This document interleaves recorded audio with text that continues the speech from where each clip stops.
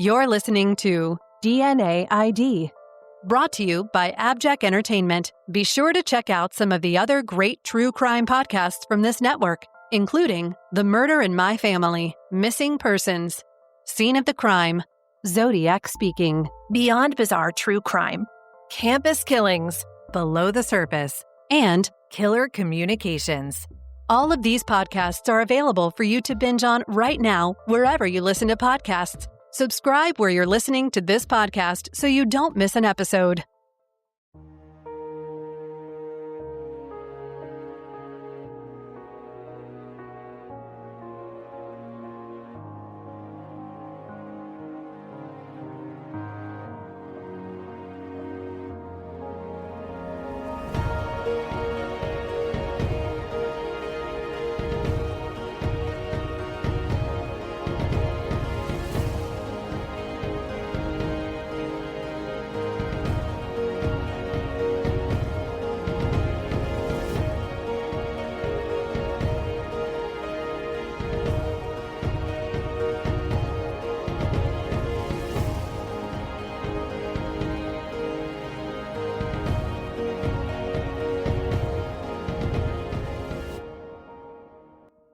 I don't usually do this, but I'm starting today's Doe episode off with a quote from a July 1986 newspaper clipping. It reads, "The skeletal remains of an apparent homicide victim were found by a fisherman on his way to Long Valley Reservoir at Yuba Gap, according to Placer County Sheriff Donald Nunes. He said the jawbone and all teeth in good repair were found in 2 inches of snow, alongside a mountainous county road a mile northeast of Interstate 80 by Melvin Bennett, who was en route to fish at the Lake Valley Reservoir with his sons." End quote. I'm here to tell you that we just don't know if any of that is correct or if it even pertains to this case. The case files reflect something quite different, although the records are spotty, undetailed, and often speculative. On August 1st, 1986, a surveyor marking lines for a property company found a human skull with maxillary teeth in California's Sierra Nevada mountains in a drainage area or wash inside the fork where Highway 20 and I-80 split off near Lake Spalding. Early reports in the press were that deputies believed the person who owned the skull had been murdered elsewhere and dumped somewhere in the mountains where the skull possibly could have washed down and away from the remainder of the body.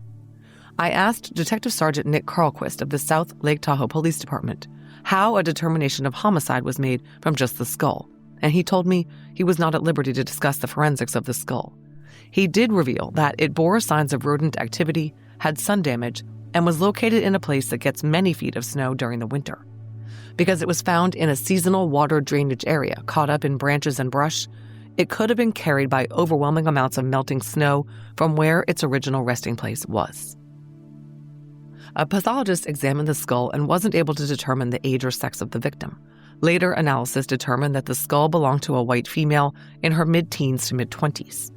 Estimates were that she'd been dead at least 2 to 3 years. There was nothing more that could be done to identify Jane Doe. I was told that there are dozens of John and Jane Does that have been located in this remote area of California along the major I-80 trucking corridor. Many were believed to be hitchhikers or transients, and back in the 80s, there was no way to identify them absent any clothing or other distinguishing elements. The Jane Doe case file contains a 1987 entry that says simply, "All leads have been followed in this case." For decades, the skull was maintained in the Placer County Coroner's Office as found remains. In 2023, the Placer County Sheriff's Office and the Placer County District Attorney's Office started a joint cold case team charged with identifying unidentified human remains and investigating missing persons cases in their jurisdiction. Jane Doe's skull was included in this effort and was sent to the California Department of Justice Bureau of Forensic Services for SNP extraction and IgG. When the SNP profile was uploaded to the open-source databases, a first-degree relative was located. All you IgG experts know that this typically means a very swift identification of the Jane or John Doe. And in this case, the identification was quickly confirmed because it was connected to a very, very high-profile missing persons case. The Lass family of South Dakota had 8 children. One of them had gone missing from South Lake Tahoe, California in 1971 and was unaccounted for ever since. Her name was Donna Ann Lass. Donna's sister Mary had given a blood sample for identification purposes back in 2000, and 3 other family members had provided buccal swabs since that time.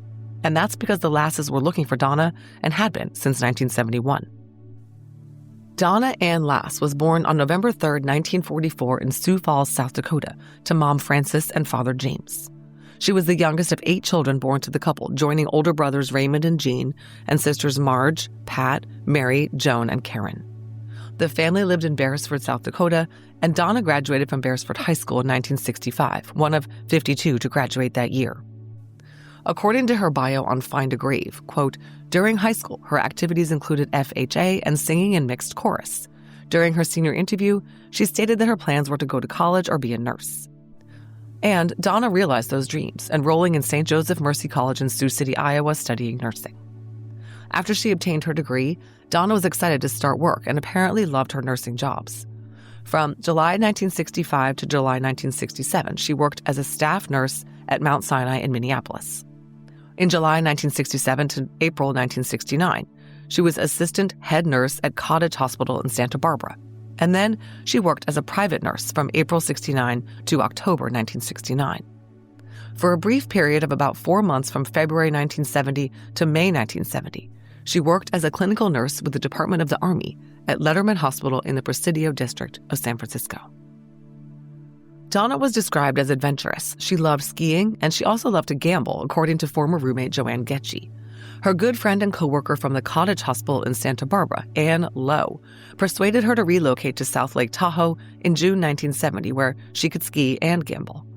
Donna got 2 jobs at the Sahara Hotel Casino, one as a staff nurse and one as a photographer who took photos of casino patrons as they entered, the kind tourists pay for. She lived with Ann and her husband Larry during that summer. Since the Lowes were scheduled to leave South Lake Tahoe at the end of the summer, Donna got her own apartment, taking possession on Labor Day weekend. At some point, she also bought herself a convertible, her dream car. She apparently really liked her work and was saving money to travel to Europe.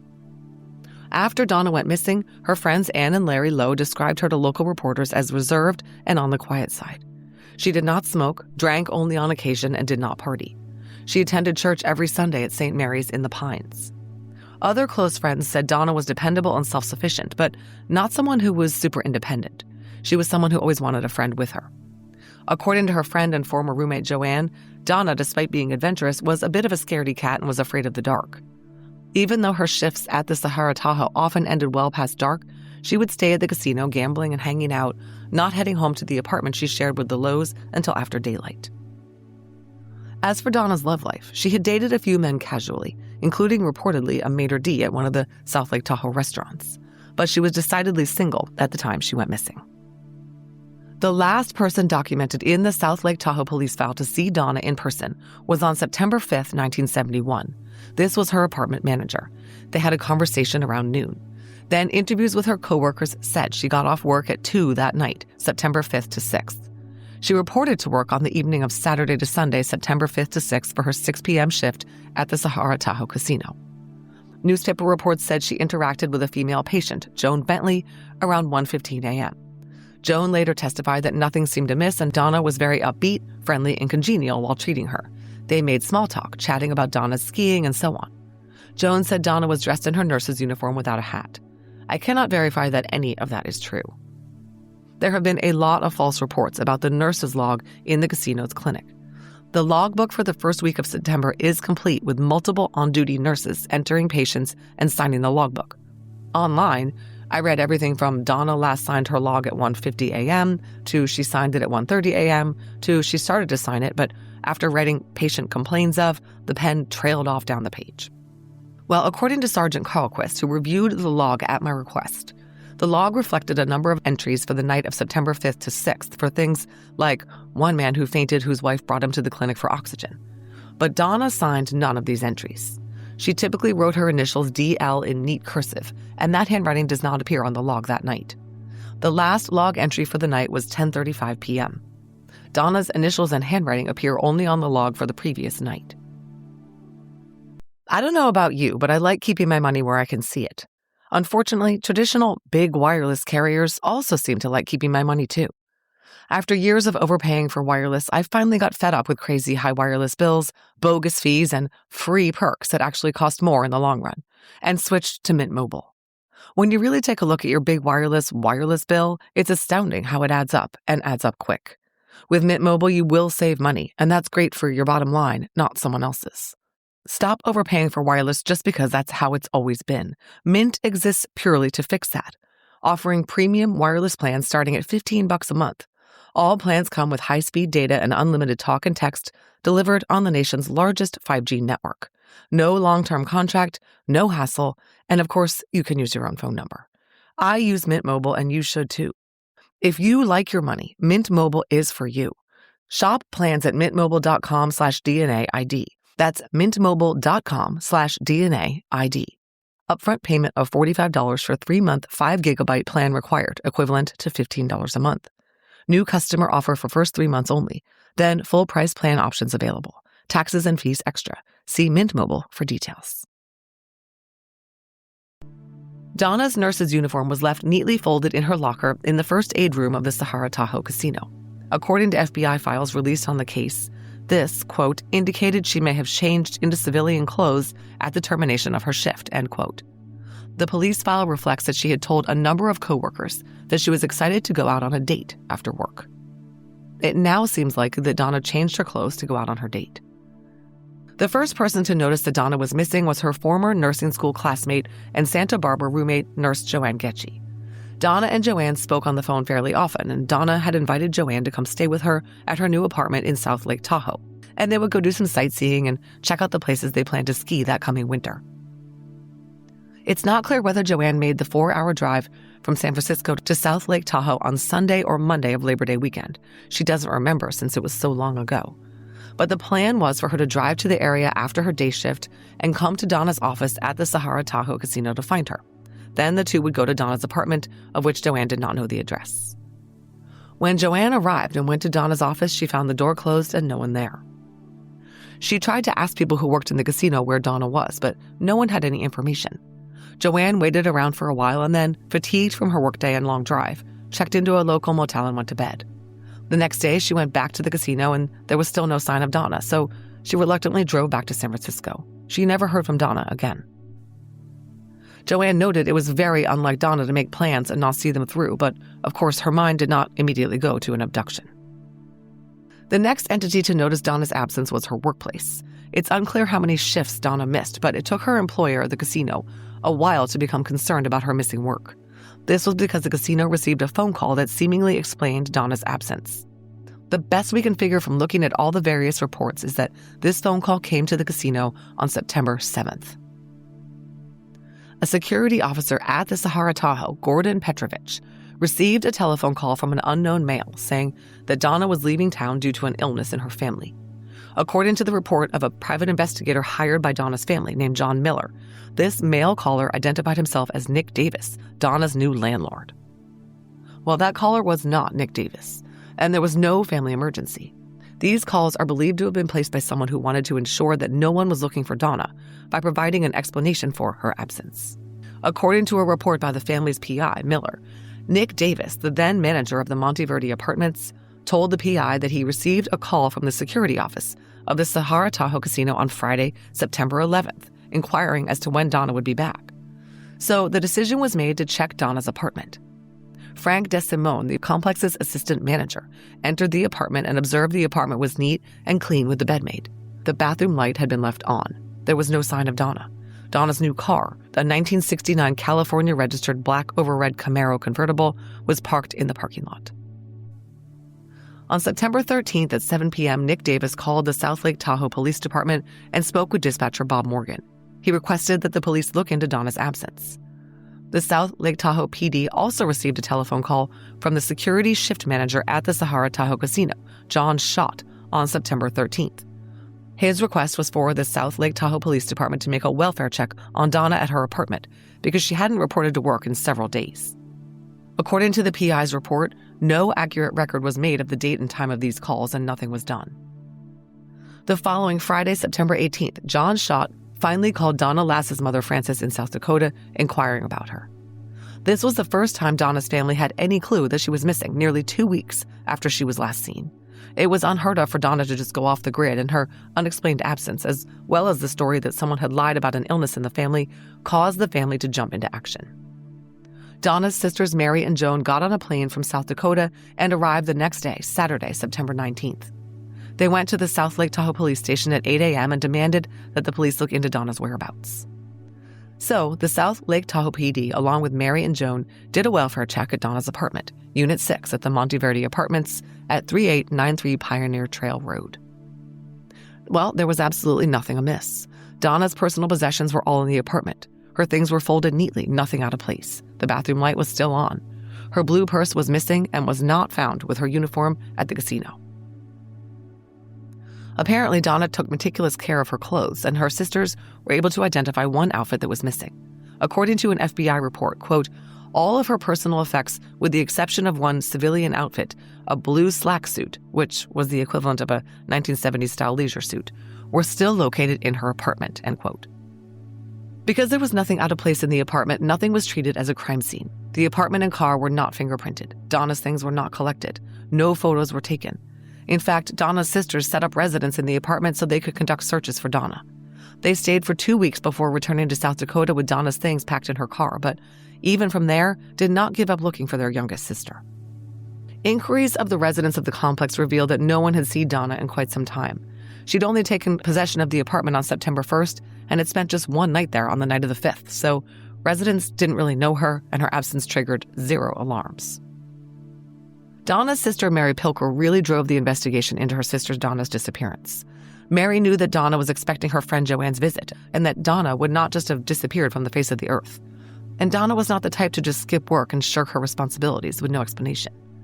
Very upset and concerned, Mary filed an official missing persons report on Donna with the South Lake Tahoe police. The description of 25-year-old Donna was as follows. She was a petite white female who stood 5 foot 4 inches tall and weighed 135 pounds. She wore her short dark hair in a side-swept style. She had straight white teeth, pierced ears, and contact lenses in her eyes. She was believed to have been wearing a navy blue pinstriped leisure suit and a rust-colored raincoat. She had a ring on her right ring finger, a dainty white gold wristwatch with small chain, and size 8 shoes. The South Lake Tahoe police did some investigating. They sent a missing persons teletype to all Area 1 and Area 2 stations on September 23, 1970. Hospitals and coroner's offices in El Dorado and neighboring counties were checked. Taxi companies were contacted to make sure they hadn't picked Donna up anywhere. Donna's savings account and credit card accounts were untouched, so they were flagged to notify law enforcement in the event of activity, as was her driver's license. But none of this produced results. Mary Pilker was adamant that the family needed answers. She contacted Donna's friend Joanne, who came back to South Lake Tahoe and took Mary to the casino and helped her make inquiries about Donna. They didn't learn anything useful. Mary quickly became unhappy with the pace, scope, and commitment of the investigation into her sister's disappearance. She bugged the South Lake Tahoe police lieutenant in charge of the missing persons case on a daily basis. And on September 23rd, she got in touch with an FBI special agent and told him that she was dissatisfied with the investigation being done by the South Lake Tahoe PD and the local sheriff's office, and she wanted the FBI to get involved. She said her family felt strongly that Donna had met with foul play. The FBI agent did contact the South Lake Tahoe police lieutenant, who told him, quote, the matter was currently under investigation, but that sufficient facts had not been developed to evaluate the disappearance, end quote, meaning, presumably, they had still not categorized Donna's case as an endangered missing person. Ultimately, the FBI agent had to tell Mary that the FBI had no jurisdiction over the case. Mary started sending letters to elected officials, governors, senators, and congressmen, demanding action on her sister's case. She sent a letter to the office of her senator, George McGovern of South Dakota, on September 24th, requesting help in getting the FBI to open an investigation. J. Edgar Hoover's response letter to Senator McGovern said that the FBI lacked jurisdiction, but a search of the Identification Division files of the FBI was conducted with no information about Donna uncovered. They placed a missing person notice in the file. Eventually, South Lake Tahoe authorities acknowledged that it appeared that Donna had succumbed to foul play. Sergeant Richard Dunn of the South Lake Tahoe PD told South Lake Tahoe Now, quote, we're suspicious of foul play because of the nature of the disappearance and the type of girl she is. Desperate, in October 1970, Donna's sister Mary Pilker hired private investigator John Miller of the Research Bureau of Des Moines. Miller got on a plane to South Lake Tahoe and consulted on several dates about the investigation with a Sergeant Bezenson.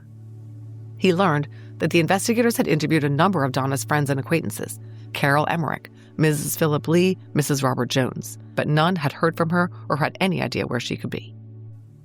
Sergeant Bezenson had submitted Donna's nurse's uniform to the state lab for analysis. The lab report was finally received on January 19, 1971, and revealed very little. The garment showed normal wear, no abnormal perspiration, very few hairs, no stains, no blood, no urine, no semen. Pretty much nothing. The PI, Miller, was able to cobble together something of a timeline for Donna's last hours. She was seen at her apartment by the apartment house manager on September 5, 1970, as they did an inspection tour together on that date. Donna is believed to have stayed in the apartment the previous night. Donna reported to work for her regular evening shift at the Sahara Hotel Casino on Saturday, September 5, 1970. She was scheduled to work until 2 a.m. But Donna's trail seemed to end at her workplace at an uncertain time. No one recalled seeing her after her shift, with one possible exception that I'll touch on momentarily. All we have to go on is Donna's coworkers recall that she was excited for a date and then she vanished. There's no evidence that she returned to her apartment, although that possibility cannot be ruled out. Detective Harvey Hines told the Tahoe Daily Tribune, quote, "There was a lot of evidence inside Sahara Hotel Casino that she left directly from there." In November 1970, both Donna's extended family and her friend Ann Lowe submitted letters to senior officials in California expressing concerns about the lack of progress being made by the South Lake Tahoe Police Department into Donna's disappearance. The Lass family even went so far as to petition Governor Reagan for a meeting about the investigation. Finally, in February 1971, the Lass family offered a $500 reward for information in Donna's case. As a result, a Mrs. Dorothy Cullison reported that she saw Donna's picture in the Sacramento Bee and recognized her as the woman she saw on Labor Day, September 7, 1970, at 3 or 4 p.m., walking southbound on Pioneer Trail with a clean-shaven blonde man. The PI noted in his report, quote, "If this is true, Mrs. Cullison is the last known person to see the subject alive," end quote. But he also noted that it was questionable whether this woman was Donna because Mrs. Cullison described her as wearing white shorts, which Donna was not believed to have been wearing, and the timing of this sighting, 36 hours after anyone had last heard from Donna, was suspect. The official South Lake Tahoe missing persons website reflects that Donna went missing on September 6, 1970, and says she wasn't seen after leaving the Sahara. However, it's not clear that Donna was actually seen leaving the casino by anyone. Time passed, and then in March 1971, there was big news that possibly involved Donna's case.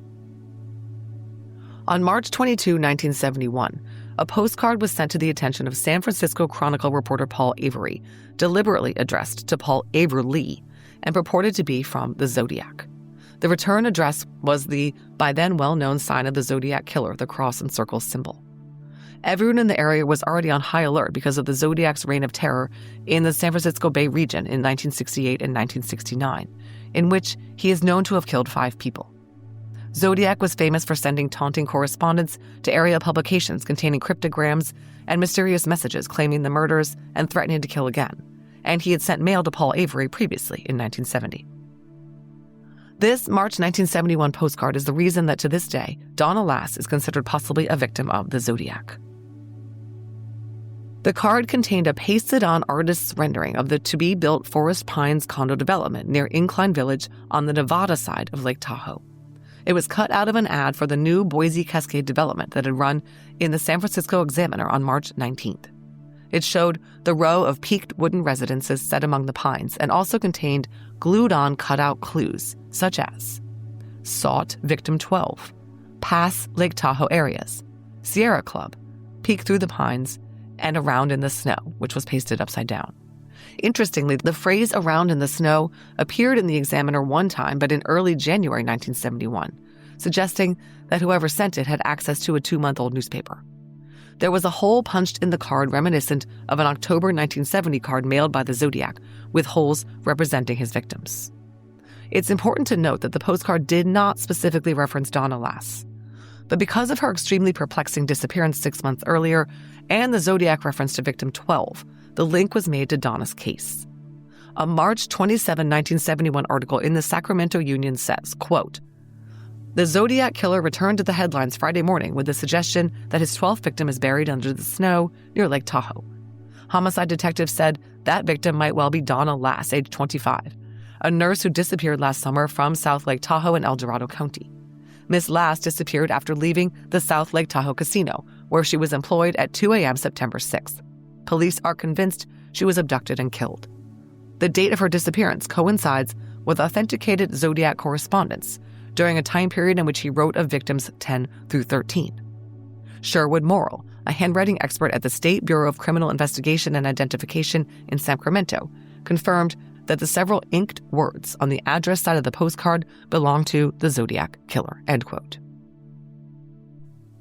Of course, it is possible that this was all the work of an extremely dedicated copycat, perhaps someone who killed Donna, who was anxious to deflect the blame for his crime. Who better to place it on than a serial killer terrorizing the region at the same time? Sergeant Carlquist told me that at least 4 people, not believed to be the Zodiac, have claimed to have sent the postcard, and 9 people have officially claimed to have killed Donna. Early on, Donna's family said they believed that Donna was not the victim of the Zodiac, but was killed by someone who knew her to try to hide his connection to her by making fake phone calls and sending fake Zodiac missives. However, they later became more convinced of the Zodiac's involvement, as there are some signs that Donna Lass could, in fact, have been a victim of the Zodiac.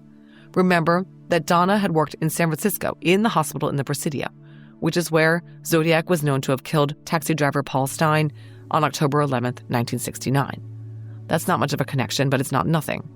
And the postcard received by Paul Avery is consistent with the other mailings sent by the Zodiac and could definitely be his work.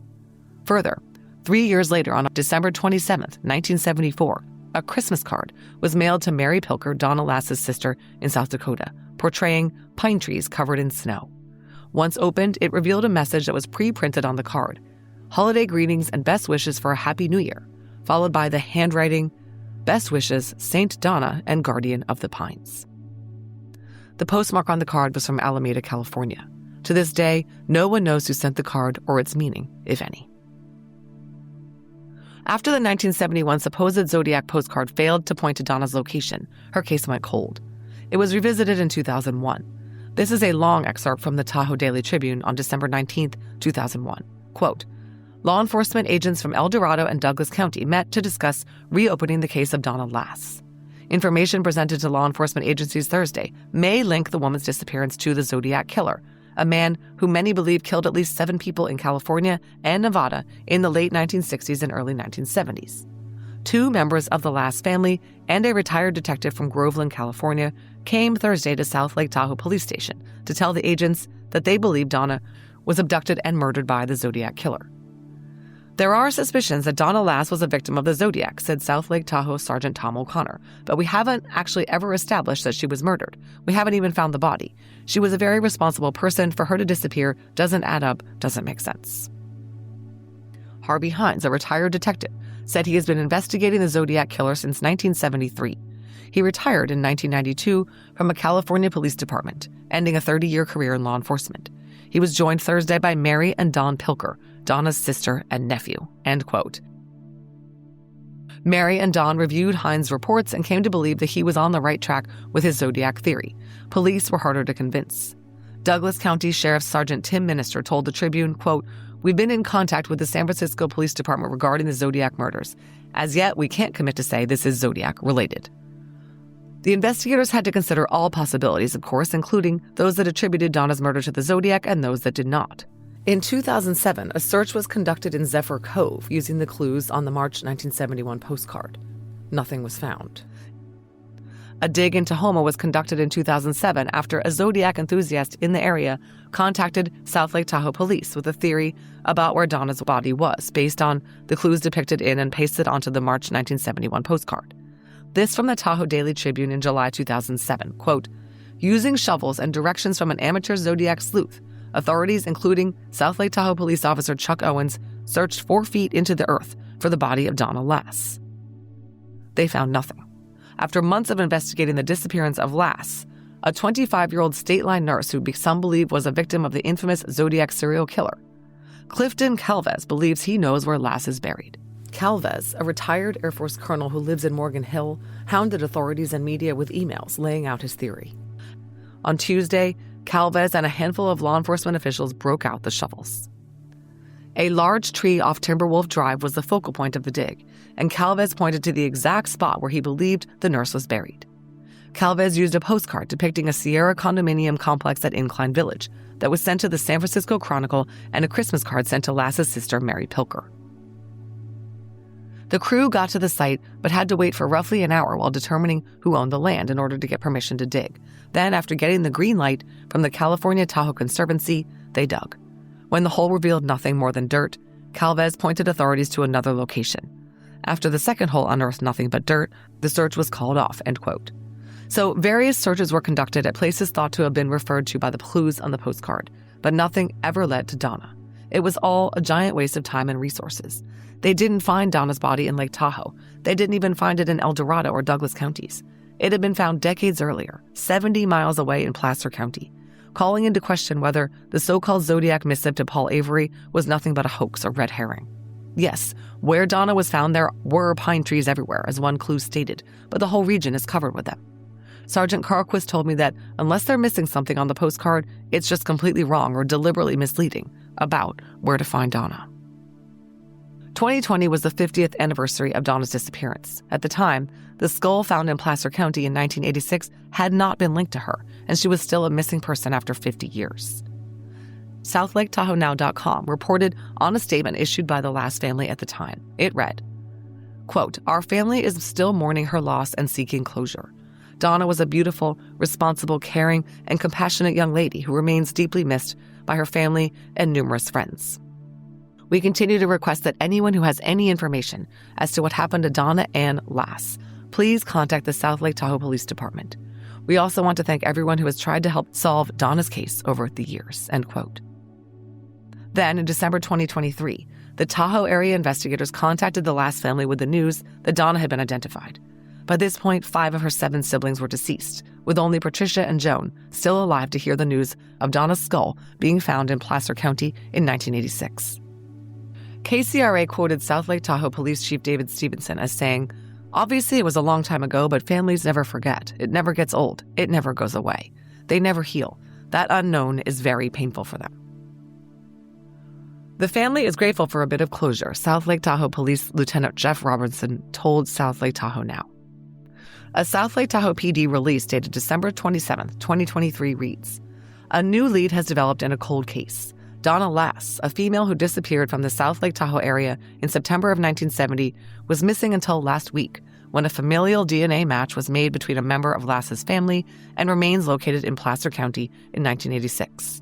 Investigators contacted Lass's remaining family members and provided resources during the holidays. Efforts to re-examine the case and discover connections between the South Lake Tahoe PD case and Placer County case are underway."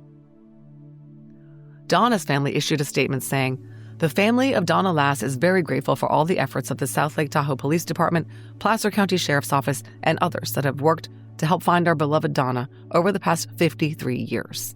Donna, a 25-year-old registered nurse, was a beautiful, responsible, caring, and compassionate person who remains deeply missed by her family and friends. We remain hopeful that ongoing investigative endeavors will yield additional information and ultimately justice for Donna." So the new lead referenced by the South Lake Tahoe police was, of course, that Donna had been identified, and we have another crime scene, one 70 miles away in Placer County. Donna's case is being treated as a homicide. It hasn't been proven to be a homicide at this point, but we're obviously treating it that way, South Lake Tahoe Police Chief David Stevenson told NBC, labeling her death as suspicious. No one thinks that Donna died of natural causes somehow up in Yuba Pass. So in the end, we're left with the question, was Donna Lass a victim of the Zodiac or of someone who knew her and targeted her, or some opportunistic killer? After Donna's skull was identified as belonging to her in 2023, NBC reported that South Lake Tahoe Police Sergeant Nick Carlquist told the network in an email that, quote, "There has been speculation about Lass being connected to the Zodiac case, but there has not been a definitive, evidence-based connection to support that. Having said that, we're exploring all possibilities," end quote. Detective Sergeant Carlquist told me that there's a lot of viable theories in Donna's case. He said they get as many as 20 tips daily. Everything from Donna Lass was taken by aliens to she's with Jimmy Hoffa, to many very plausible theories that are impossible to prove with such sparse evidence, spotty documentation, and the passing of more than a half-century. One possible suspect unearthed by the PI working on Donna's case in the 1970s was George Victor Johansson, a blonde white male who worked as a security guard at the same casino as Donna, often worked the same shift, and was sometimes seen with her. And another suspect, a favorite of seasoned Zodiac investigator Harvey Hines, was Lawrence Kane, who had purportedly lived near Donna in San Francisco and also came to South Lake Tahoe to get a job in the same casino. No one has ever been able to link Donna definitively to these or any other suspect. Her murder is truly a mystery. Whether the Zodiac was actually involved is not known to this day. I can only theorize based on what we know. Donna was not found anywhere near where the purported Zodiac postcard seems to hint she could be found, somewhere in the pines around Lake Tahoe. If the postcard really was from him, as many believe, then he may have just been taunting police with the notion that he abducted Donna.